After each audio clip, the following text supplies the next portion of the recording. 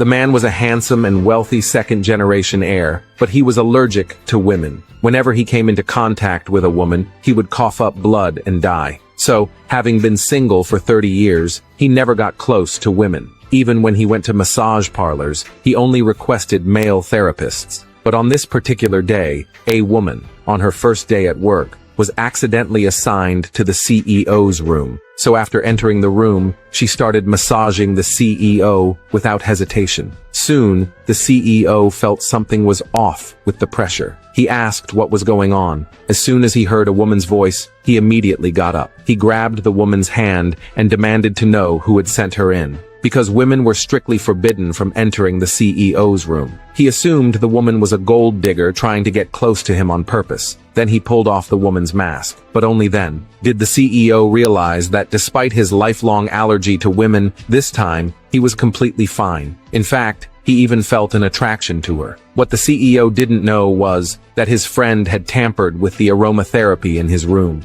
At this moment, the drug was taking effect. This made the CEO feel unbearably hot, so he asked the woman how much money she wanted. The woman, unaware of the situation, thought he was offering a tip for the massage. She held up 3 fingers, indicating $30, but the CEO mistakenly thought she was asking for $3 million.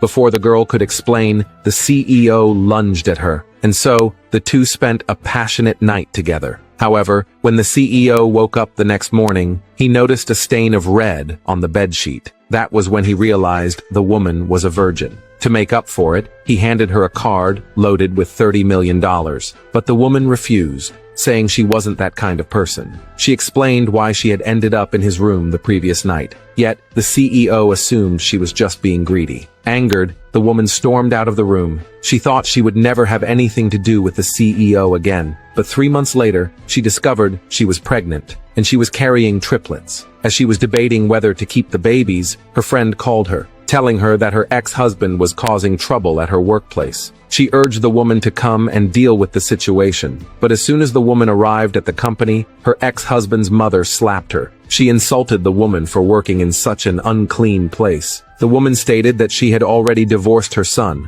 Where she worked was her own choice. It had nothing to do with them. However, her ex-husband was not ready to let her go. He demanded that she return the $500,000 dowry, along with compensation for 10 years of emotional distress. The woman responded, saying she had no money. She never even received the dowry in the first place. If he wanted the money, he should ask her family. But her ex-husband's mother didn't care. She pointed out that the woman had been married to her son for 10 years, yet never gave birth to a single child, so she must pay. At this moment, the woman's friend couldn't hold back any longer. She revealed that it was actually the man who was infertile. And now, the woman was pregnant. Upon hearing this, the ex-husband was furious. He assumed the woman had been unfaithful. He declared that he would take her back to the village and teach her a lesson. Even the colleagues standing by were making sarcastic remarks. They accused her of tarnishing the company's image. Unable to tolerate it any longer, the woman blurted out that the child belonged to the CEO. But her colleagues mocked her, saying she was shameless, asking who she thought she was, to even dream of being with the CEO. Even the manager found their words reasonable, and immediately fired her. And so, the woman was taken away by her ex-husband.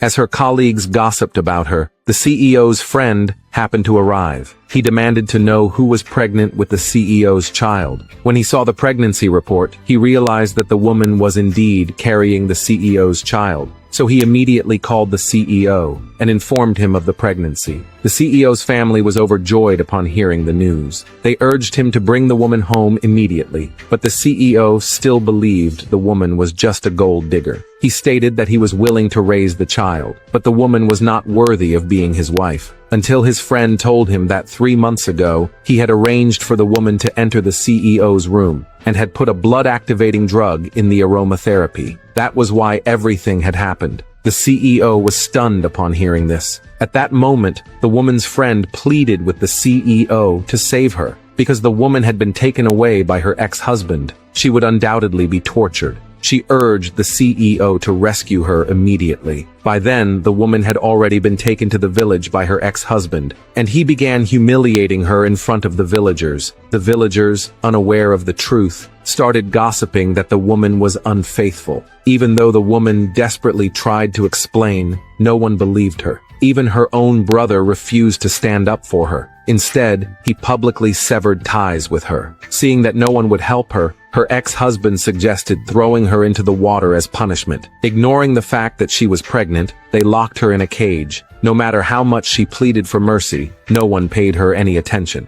Under the ex-husband's instigation, the villagers prepared to throw her into the water. At this critical moment, the CEO arrived just in time and stopped them. But the ex-husband, unaware of who the CEO was, assumed he was the woman's lover. He immediately tried to attack the CEO.